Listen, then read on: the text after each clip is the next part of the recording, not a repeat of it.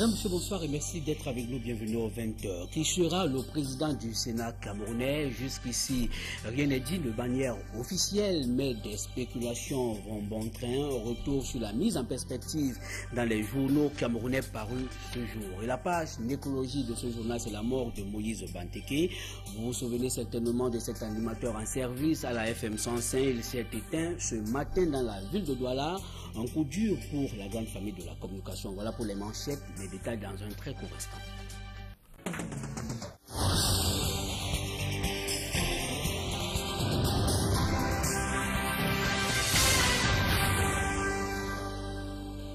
Une fois de plus, madame, monsieur, merci d'être avec nous. Image de manifestation à l'ouverture de cette édition. Les populations du lieu dit Bepanda Mala, c'est un quartier de la commune d'arrondissement de Douala 5e. Ces populations sont descendues ce matin dans la rue. Elles ont manifesté leur ras-le-bol face à l'absence de l'énergie électrique dans leur quartier depuis plusieurs jours. C'est grâce à l'intervention du sous-préfet de l'arrondissement de Douala 5e que la situation a été maîtrisée et l'énergie électrique rétablie.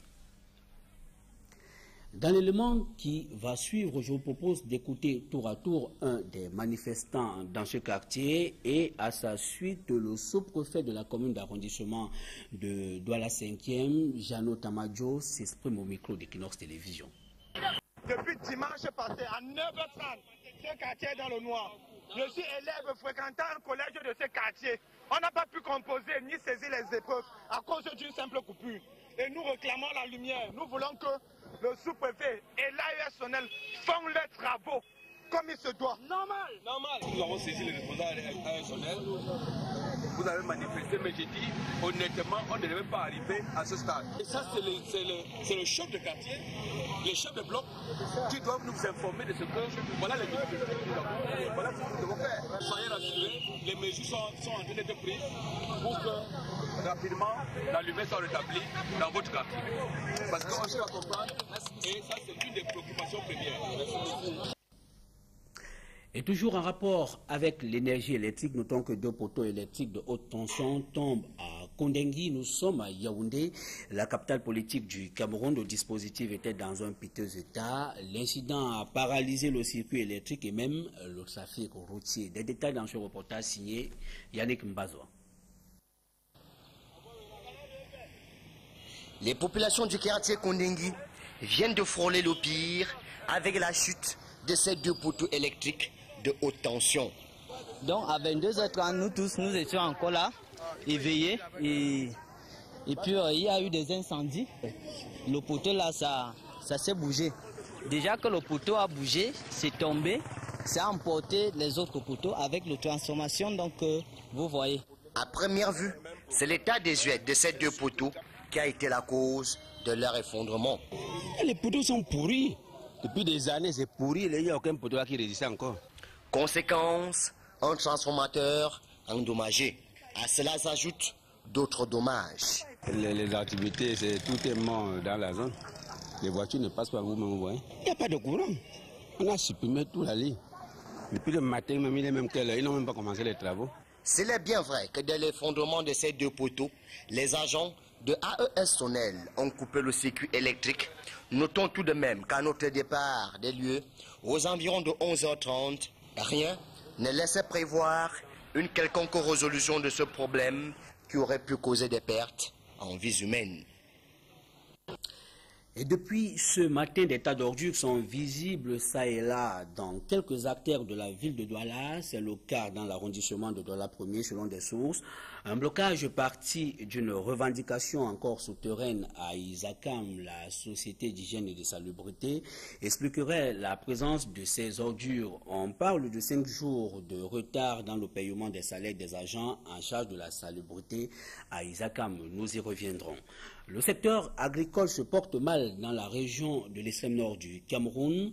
Il souffre d'un manque criard d'infrastructures et de techniques agricoles appropriées. Le constat a été fait par le ministre camerounais de l'Agriculture et du Développement rural. Et Simi Meigné était dans cette partie du pays il y a quelques jours pour offrir du matériel roulant et diverses semences. Clovis, Noutia et Julingue. Le secteur agricole reste rudimentaire dans la région de l'extrême nord. La plupart des habitants de cette localité utilisent encore les techniques culturelles archaïques. L'agriculture représente près de 40% du produit intérieur brut du Cameroun et occupe plus de 70% de la population active. La donne doit changer, selon le ministre de l'Agriculture et du Développement rural en visite dans cette région. L'activité agricole occupant une place de choix dans l'économie du pays. Pour ce faire, le ministre Simi Meigné fait un don constitué de matériel roulant et de semences aux populations. J'ai décidé de mettre à la disposition des producteurs de ces trois régions 80 tonnes de maïs, 110 tonnes de sorgho, 22 tonnes de riz pulgare, 31 tonnes de semences de pommes de terre, 600 tonnes de niébé et 400 000 cultures de manioc à tous les rendements. Dans son allocution de circonstance, le patron de l'agriculture présente aux habitants les conditions et techniques qui concourent à l'amélioration de la productivité. Les résultats des activités agricoles dépendent donc du respect non pas seulement des itinéraires techniques, mais surtout du temps pendant lequel un acte culturel doit être posé. Une campagne agricole est donc caractérisée par le climat, les dispositions préparatoires prises et la mise en œuvre des activités programmées. Avec un climat variant, la région de l'extrême nord regorge de nombreuses richesses. Sur le plan alimentaire, on peut citer la culture du manioc, bananes, plantains, riz, mil, blé, etc. Certains habitants se démarquent à travers leurs œuvres, comme cet éleveur de crocodiles. Et en santé, nous parlons de la lutte contre les vers intestinaux et la bilharziose. Les spécialistes préconisent le strict respect des règles d'hygiène pour éviter d'être contaminé. La recommandation a été faite au moment où rentre en gare la campagne de déparasitage organisée dans la région du littoral. Dallas Tchana et Étienne Pascal Azegue. D'après les spécialistes des questions de santé, un enfant qui reçoit un traitement régulier contre les vers intestinaux et la bilharziose est plus actif à l'école, grandit et apprend mieux ses leçons. Pour qu'on en arrive à ces résultats, l'enfant doit être soumis au respect des dispositions hygiéniques, tel que l'explique Joseph Ndjo, le point focal de la campagne de déparasitage dans le littoral. Première chose, faire les selles dans des latrines couvertes. Deuxièmement, se laver les mains après chaque selle. Troisièmement, ne consommer les fruits et légumes crus que lorsque ceux-ci sont lavés. Quatrièmement, éviter de marcher pieds nus dans des endroits humides, boueux. La plupart des personnes atteintes de la bilharziose urinaire émettent du sang dans leurs urines. Les autres symptômes sont généralement les douleurs abdominales et la fatigue. Seul un traitement approprié permet à la personne contaminée d'être à l'abri des surprises désagréables. Nous avons une molécule unique, le mébendazole, que nous donnons à tous les enfants pour combattre les helminthiases intestinales ou vers intestinaux pour le dire simplement. Et nous avons le praziquantel, qui est une autre molécule que nous donnons aux enfants pour combattre la schistosomiase. La gravité de la maladie est directement liée au nombre d'œufs produits par les vers dans l'organisme humain. Les conséquences sont fâcheuses chez l'enfant qui a été exposé à la maladie. Chez l'enfant, lorsque la charge est grande, même chez nous, lorsque la charge parasitaire est grande, il peut avoir des problèmes mécaniques pour certains types de vers, comme l'ascaris, pouvant même aboutir à l'occlusion intestinale qui demanderait même parfois une intervention chirurgicale. La campagne de déparasitage, organisée dans la région du littoral du 7 au 10 mai, avait donc pour but de réduire le nombre de parasites chez les enfants en âge scolaire. Retour sur le décret du chef de l'État camerounais qui nomme les 30 sénateurs et leurs suppléants. L'Union démocratique du Cameroun, l'UDC, rejette l'acte de Paul Biya. Pour ce parti politique de l'opposition, il est inacceptable que sa tête de liste à l'ouest du Cameroun pour le scrutin du 14 avril dernier soit nommé suppléant d'un militant RDPC, Jean-Paul Chouniat. À l'Union démocratique du Cameroun, les militants de cette formation politique n'apprécient point la nomination de Yumo Kupita Damou au poste de sénateur suppléant dans la région de l'Ouest. Nous pensons honnêtement qu'il y a eu un dysfonctionnement Nous ne savons pas de quel ordre, mais n'ayant pas été consultés, nous ne pouvons que rejeter en bloc cette nomination. Et ce qui fâche le plus, c'est d'avoir désigné le militant UDC comme suppléant à un sénateur titulaire RDPC, Ibrahim Bobo Njoya. Cela ne s'est jamais vu nulle part. C'est deux partis politiques qui sont concurrents. Et qui plus est, nous avions une liste à l'ouest où ce monsieur était tête de liste. Donc, nous savons que le président de la République nomme 30 sénateurs. Les suppléants, ce n'est écrit nulle part. Et en fait, même les suppléants font quoi? Donc nous pensons honnêtement qu'il y a eu un dysfonctionnement. Même chez des observateurs de la scène politique camerounaise, l'acte du chef de l'État Paul Biya semble dépasser leur entendement. Qui a encore eu à ce niveau une faiblesse organisationnelle qui a contribué à ce qu'on se retrouve devant ce genre de choses. Celui qui refuse aujourd'hui aurait pu être remplacé par quelqu'un d'autre qui lui n'aurait pas refusé et en amont. À la suite de la nomination de la tête des listes UDC, le bureau politique de l'UDC s'est réuni le mercredi 9 mai 2013 et appelle ses militants ainsi que tous les démocrates et républicains à rester vigilants face aux manœuvres et tentatives de déstabilisation de leur parti, des principes et valeurs républicaines. Manifestement, le décret du chef de l'État camerounais a révélé une configuration et une répartition des rôles qui attirent des curiosités. Un sénateur titulaire d'un parti ayant pour suppléant un militant d'un autre parti politique. Cela traduit-il la volonté d'un consensus politique? La réponse dans ce reportage signé une fois de plus Jean-Paul Chouniat. La configuration politique des sénateurs nommés par Paul Biya présente des particularités jamais vues au monde, à en croire des observateurs de la scène politique camerounaise. Ces curiosités concernent par exemple l'occupation du poste de sénateur titulaire par un militant UNDP, Pierre Flambongayap, avec comme suppléant un militant RDPC dans la région du littoral. Ce n'est pas très esthétique d'un point de vue de la représentation. C'est bien dommage qu'il en soit ainsi. Et il y a une complexification qui est lisible maintenant par rapport à certaines réactions post-nomination. Donc je crois que il y a eu une ou deux informations qui n'ont pas été données suffisamment tôt pour qu'on puisse se retrouver dans cette situation. À côté des politologues, même des dirigeants de partis politiques marquent leur étonnement. Vous savez, la politique est une affaire très tordue et très complexe. Je dis que, quoi qu'il en soit, il était très difficile de partir des 70 qui ont été élus pour avoir 30 qui compléteraient les 70 et avoir finalement quelque chose de représentatif au niveau politique, géopolitique dans les régions et même au niveau de la validité même de la représentativité de ces personnes. D'autres observateurs ont au fait de relativiser, affirmant que le cas UNDP sénateur titulaire et RDPC suppléant paraît compréhensible au regard de la plateforme qui lie les deux formations politiques depuis des années. Pour eux, la grosse curiosité de ces nominations de sénateurs, c'est le cas Yumo Kupit Adamou qui, à en croire sa famille politique, n'a pas été consulté dans un contexte où la liste UDC a été calomniée à l'Ouest lors des sénatoriales du 14 avril dernier. Les suppléants n'auront véritablement pas un rôle à jouer au Sénat, sauf en cas d'indisponibilité des titulaires. Sur les contours de leurs fonctions, je vous propose d'écouter les explications du docteur Jean-Claude Eko Akwafane, juriste et écrivain. Il s'exprime au micro d'Equinox Télévision.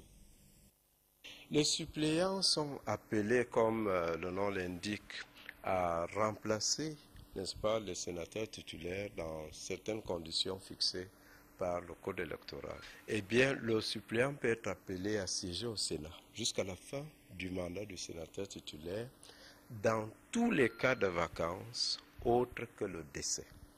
Deux situations peuvent donc se présenter. Dans le cas d'un sénateur titulaire élu, des élections partielles sont organisées dans la région considérée. Dans le cas d'un sénateur nommé en cas de décès, il est procédé à une nomination d'un sénateur à la diligence du président de la République. En réalité, les suppléants n'ont pas de fonction en tant que... Le suppléant n'a pas de rôle, il n'est pas membre du Parlement, il n'a pas le statut de parlementaire. Et pour refermer ce dossier consacré à la politique qui va présider aux destinées du tout nouveau Sénat camerounais, des spéculations vont bon train. Des journaux parus ce jour avancent des noms parmi les hauts commis de l'État camerounais et amis du président de la République du Cameroun, Marcellin Gangsop. La nomination par le président de la République de ces 30 sénateurs a amplifié le débat sur l'identité ainsi que le profil du futur président de la Chambre haute du Parlement. Paul Biya a en effet jeté dans la course des personnalités dont les états de service font d'elles des sérieux postulants. Il y a d'abord le sultan roi des Bamoun, Ibrahim Bombo Dioya. C'est l'ami et le conseiller du président de la République. Il est en plus ressortissant de la région de l'Ouest, une région qui, de l'avis de certains observateurs de la scène politique, mériterait bien la présidence du Sénat, en conformité avec le fameux principe de l'équilibre régional qui doit prévaloir au niveau des grandes institutions de la République. Cette logique donnerait également une chance à Marcel Nyat Difenji, un autre sénateur nommé le 8 mai dernier, ancien directeur général de la SONEL, ancien député, ancien ministre et vice-premier ministre. Cet ingénieur des ponts et chaussées est crédité d'un bon parcours dans la haute administration. Également dans la course, l'ancien premier ministre Peter Mafani Moussongué. C'est le grand chancelier des ordres nationaux. Son parcours atypique et son calme légendaire font de lui un sérieux candidat à la présidence du tout premier Sénat camerounais. Avant d'être le 10e premier ministre du Cameroun, il aura été directeur général du Labo Génie, du Mat Génie et de la CDC. Le nom de Simon Achidi Achou a également animé les conversations ces dernières semaines. L'auteur du fameux slogan politique Nandjangui est un ancien ministre et premier ministre. Mais il ne s'agit là que de spéculations. En attendant la tenue mardi prochain de la session de plein droit du Sénat, les sénateurs sont attendus dès ce samedi à leur hôtel au Mont Fébé. On n'est en revanche pas encore fixé sur le site qui abritera leurs travaux. Mais le palais des congrès de Yaoundé est de plus en plus pointé du doigt. Et en culture, voici des jeux vidéo à la camerounaise et inspirés de la culture africaine. C'est un projet porté par un groupe de jeunes camerounais qui vise à vulgariser l'identité culturelle locale. L'Okiro Games Made in Cameroun a été présenté ce jour au gouvernement camerounais à Yaoundé. Cette initiative démontre à la fois la capacité de notre culture à s'adapter à la mondialisation et à résister à l'importation machinale des cultures occidentales et orientales. Et sur l'originalité de ce projet, je vous propose d'écouter Amatoto Mouna. Amatoto Mouna est la ministre camerounaise des Arts et de la Culture et s'exprime au micro d'Equinox Télévision.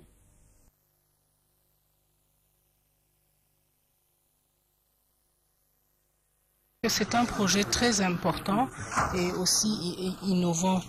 Ce qui nous a motivés, c'est surtout le côté culturel, la préservation de notre culture et c'est le fond, l'idée de fond qui soutient ce projet.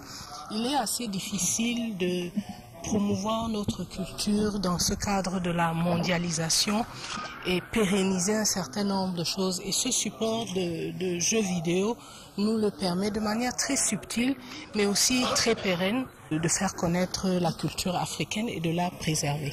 L'originalité, c'est que subtilement, on glisse tout ce qui est dans notre culture, c'est-à-dire tout ce qui est immatériel de notre culture, nos contes, nos traditions, nos valeurs et patrimoniales, etc. Donc, quel meilleur moyen de le faire savoir sans qu'on ne puisse juger. C'est un peu comme un tableau qu'on voit où on l'aime ou on ne l'aime pas. Toujours en culture, le canton Mbo dans le département du Mungo a un nouveau chef et c'est Sa Majesté Frédéric Augustin Pandong qui a été intronisé au cours d'une cérémonie présidée par le préfet du département du Mungo. Des détails avec Cyril Diemba et Viviane Kamwa.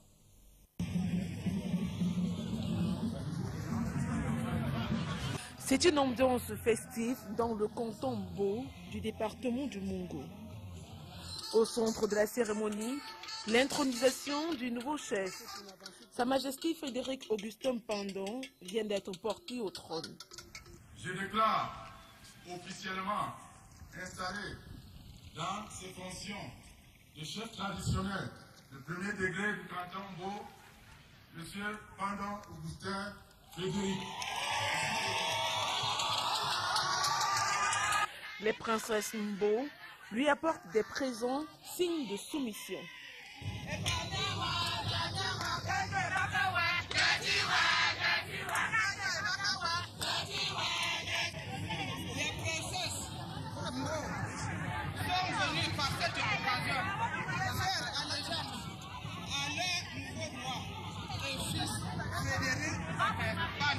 Un geste reproduit par les chefs et les élites des 33 villages qui constituent ce canton. Sa Majesté Frédéric Augustin Pandon est investi d'une lourde mission qui est celle de restaurer la méritocratie au sein du canton. En vue de réaliser deux grands objectifs chers à nos cœurs. Il s'agit de la refondation de notre chefferie et l'avènement d'un renouveau culturel. Le nouveau chef du canton Mbo présente ses hommages à son peuple dans une ambiance récréative, meublée par les chants et les danses traditionnelles.